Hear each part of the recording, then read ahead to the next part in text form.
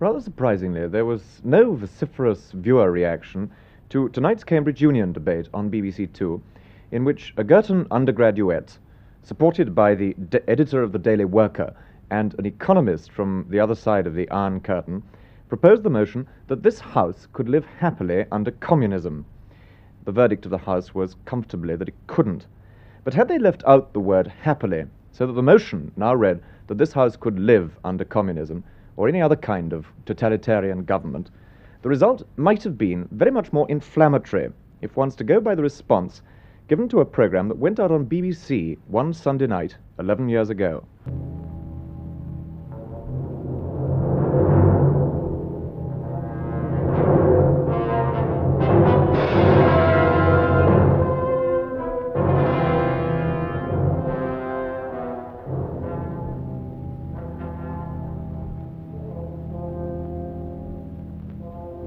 This is one man's alarmed vision of the future.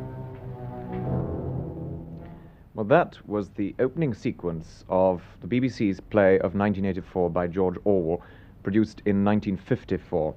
It showed Britain under a totalitarian government and British people operating the machinery of a police state to keep their fellow Britons down.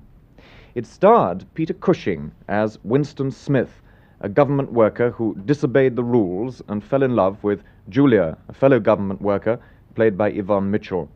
Andre Morel played O'Brien, the state official who took their case in hand, interrogated and tortured Winston, and finally broke his spirit.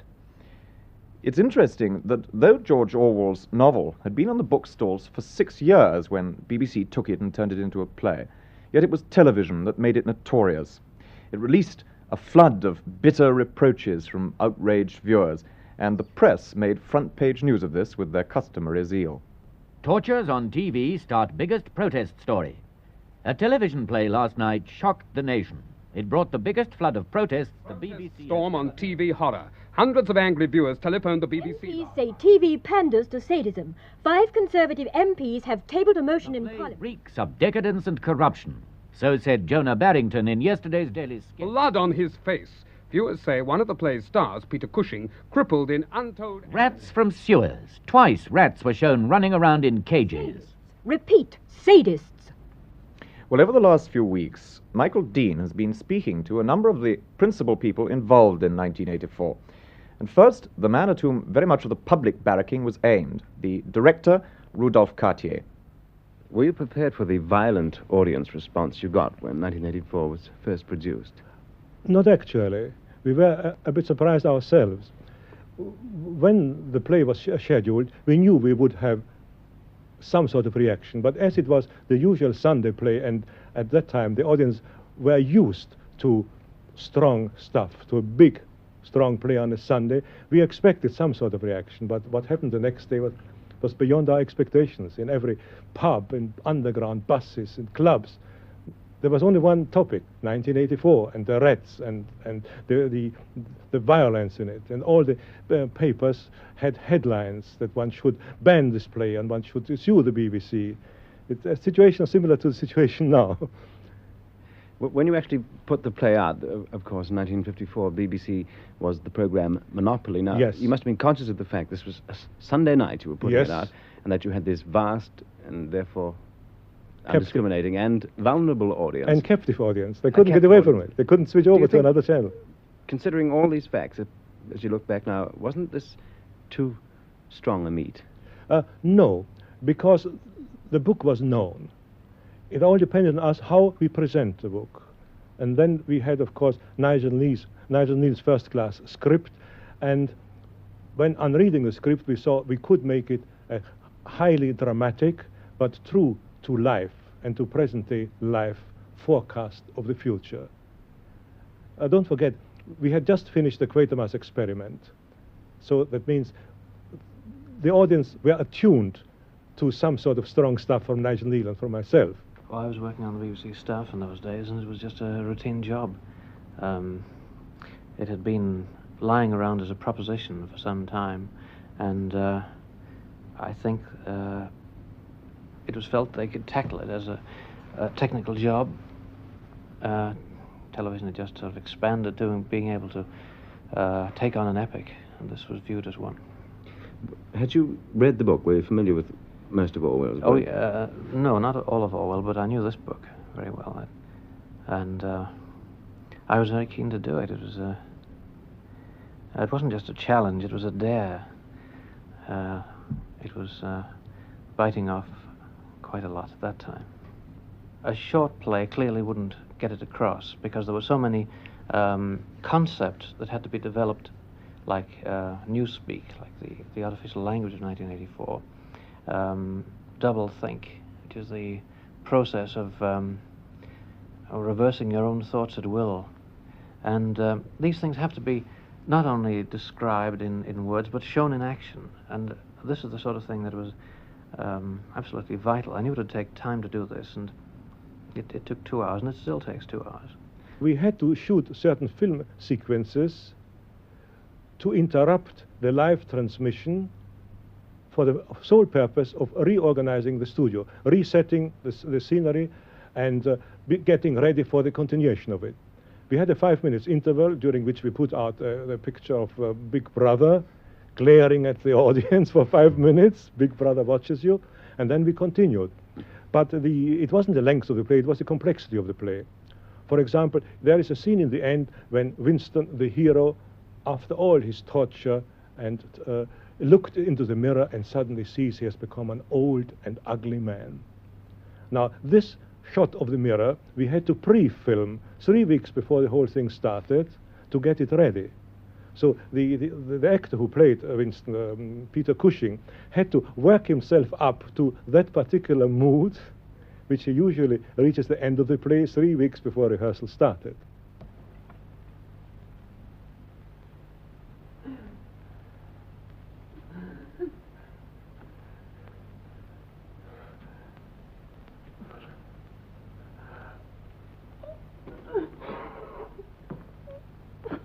Look. If you are human, that is humanity.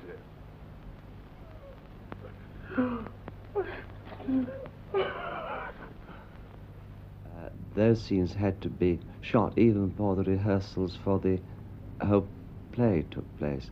So most of the people in the piece, Miss Yvonne Mitchell and Andre Morel and Donald Pleasance and all, wonderful cast, they were all pretty experienced film actors, and I think that helped them a lot, because as you know, in films you're called upon to do the most extraordinary things, 8 o'clock in the morning, and all out of context with the film that you're making. So that helped us all. We'd had long chats with Rudolph Cartier before as to what we would do, but one had to remember that we had yet 3 weeks rehearsals to go, and then the scenes we were shooting would be inserted, so you had to sort of work up to that and then imagine after what you were going to do. You see, we did the whole thing live, but we filmed 2 little bits. Yes. And one was an outdoor bit, and the other was which was not used in those days, but it was a piece of Alexandra Palace. For some reason we went there, although it was after Alexandra Palace's time. And there was in fact a canteen there, and we were dressed in our boiler suits for this scene where the prole behind the counter says, them's with salt, them's without, them's with salt, them's without, or something to that effect, and you've got your lunch and you've got one with salt or you've got one without. Now, come on, please. Them stew with salt, them stew without. And then we actually, keeping our boiler suits on because we hadn't finished the scene, we actually went to the canteen at Alexandra Palace for our particular lunch. And there was a woman saying, them's with sugar, them's without, them. We thought, what? We're in it already. We really are there. Yes. And then began the fright that not only could it happen, but there was the beginning of it. Well, you wanted to know where the locations were? Yes. Well, strangely enough, we're sitting on one of them now. It was the old buildings that were torn down to make way for the new BBC television centre. Terrible old buildings, and they had been biffed around with these great balls on chains, and it looked exactly like the period we were after. I think it's fascinating to think that 1984 was shot on the old site of the BBC new building. And it was very desolate in those Very, days. oh yes, and there were extraordinary foundations here because they looked like almost like tanks, water tanks, but only about 3 foot deep. and all this rubble, but it looked exactly as though a bomb had hit it, which I believe it was part and parcel of bomb damage, plus what the BBC had started to do, or the engineers had started to do preparatory to building this new magnificent building. But it's extraordinary that sort of literally out of the ashes should come 1984 for the BBC. For one thing, you could see the effect it had on the actors, who, as they got deeper and deeper into it, began to practically drift out of 1954 into 1984, and they got very depressed. By the play? By the play, by being these people. And they had, I suppose, more than merely being in a contemporary play, they were having to project themselves completely into this thing to create a spirit of this sort of horrible time, and it did prey on them.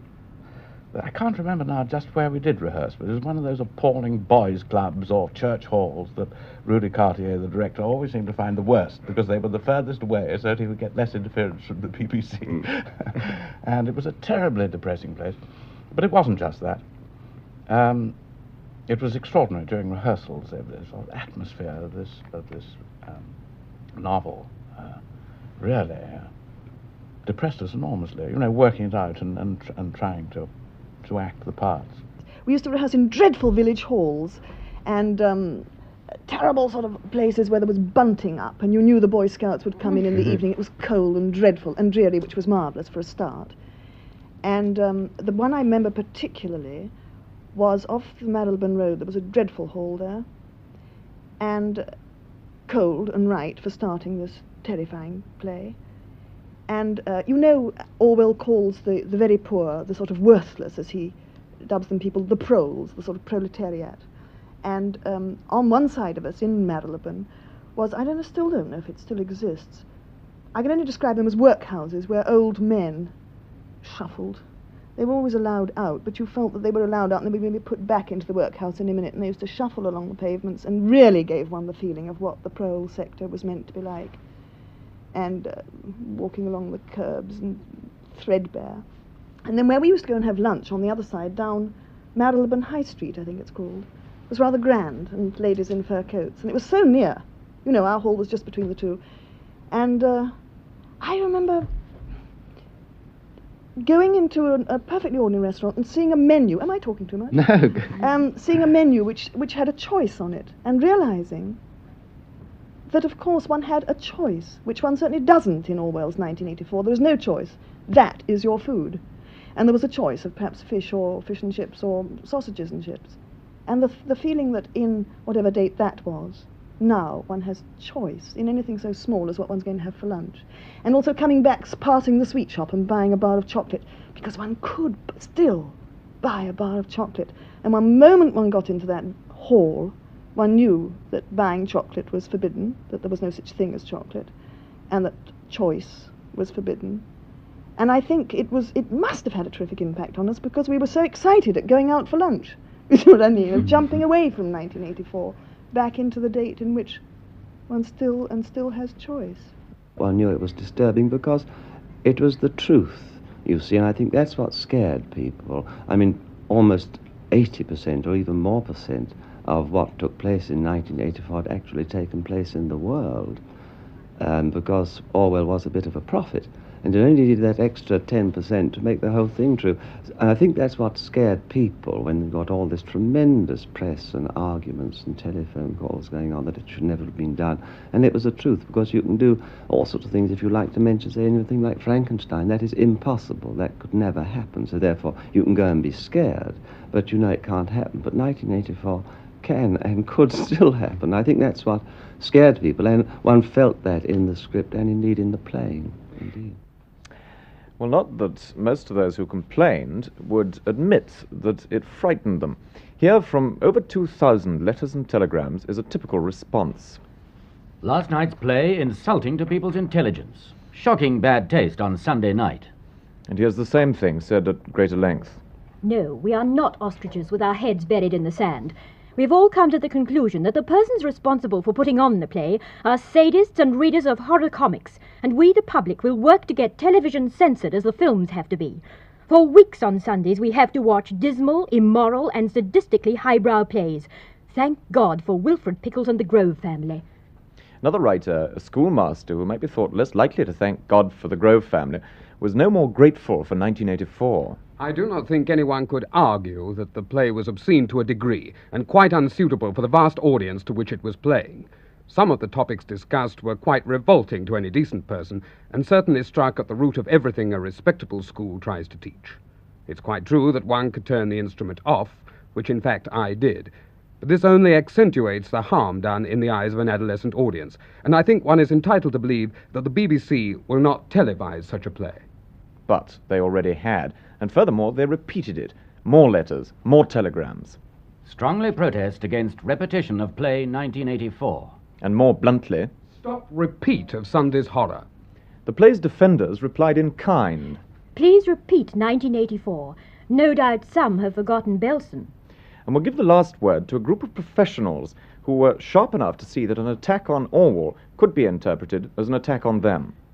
As professional writers, we have the deepest respect for the technical achievements, and as members of the public, we have the greatest admiration for the courage required to say something, however grim and unpleasant, which still needed to be said. We can only assume that the people whose complaints received so much publicity would make ideal members of a 1984 society, since obviously they are chained to TV sets without the strength of mind to turn off a program they don't like or the ability to appreciate anything more. I was completely astounded at the vehemence of the outcry against it. I think really probably what upset people so much was the thought that it did take place in England. I think if the locale had been somewhere else, then they wouldn't have been quite so upset. But it was, I think, the public reaction, the anti-reaction, was caused quite largely by the fact that the locale was England and that this could happen in this country. People didn't want to believe that at all, and I think it upset them to think that it could happen. It was rather exciting that people had taken so much notice. And then after that, which was more exciting still, suddenly, the critics on every newspaper had said, this is dreadful, this is awful, this shouldn't be allowed. And then the next day the editors were writing editorials saying, quite against their critics, this is the most marvellous thing, the BBC grows up. And all this was going on, you know. It was hectic for about a week. You know, one was being... we weren't in the telephone book, which saved us a certain amount of trouble, but one was very conscious of the fuss, which was ridiculous, in fact, in the first place, simply by people who hadn't seen that we were, in fact, operating a satire, and they took it literally and thought we were trying to horrify them and be sadistic instead of commenting on sadism. There'd been a tremendous outcry, and there'd even been a leader in the Times, and but I was getting quite accustomed to it, because even in those the few days interval between the two, already lorry drivers were leaning out of their cabs and yelling at me, "How's your big brother?" and things like that. Indeed, some people quite erroneously hailed me as Big Brother. But we were rather eager to do it again. In fact, I think that all the casts, that everybody concerned with it, would have felt really rather deprived if we hadn't done it again. We were really very eager to do it again.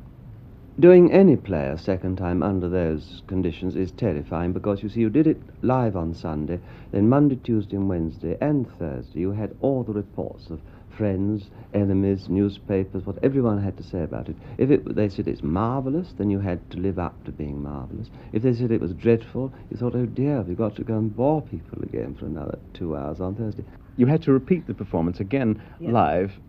Yes, on the Thursday. In the suddenly tensely charged atmosphere of all this. Yes, and then we knew everybody would be looking, and then it was frightening, not because everybody would be watching us, but because the floor manager and someone else, I've forgotten who, had threatening letters that if we did it again, they would blow us up. And we had CID men all over the place, and we were terrified, and we kept on looking at stagehands thinking, didn't see him last time, he wasn't here on Sunday, do you think he's got a bomb? And all this was going, it was absolutely terrifying, until the thing began, and then one forgot. if it had been a failure and not one paper had stirred or given it one good word, we would have been depressed, and the depression would show itself on the screen. But so we were elated by all the reaction, pro and con, by questions in Parliament and people ringing up and protesting. And the BBC was absolutely marvelous about it. They ignored all the protests. They were absolutely boot-faced. And we had ordered to go out exactly as we were on Sunday, live and without any cuts. I firmly believe that the public shouldn't be fed entirely on chocolate, and I see no reason why, as in those days, it was accepted that there was a play on Sunday nights. There always was a play on Sunday night, and it was, as you say, repeated on Thursdays. And they had plays of every kind, every sort of play that you could imagine. If every Sunday night there had been a play with such horrible implications as 1984, then I think, yes, there would have been grounds for strong complaint, but not at all. This was one in how many? In 100? Indeed. I see nothing against producing that sort of thing. In fact, I think one of the things that I admire the BBC for, and I have many things that I've criticised the BBC for in my time, well, one of the things I shall always admire them for is the stand they made quite firmly over 1984. They said, yes, we've done it, and we're going to do it again, despite all this outcry. They believed in what they'd done, and they had the guts to repeat it.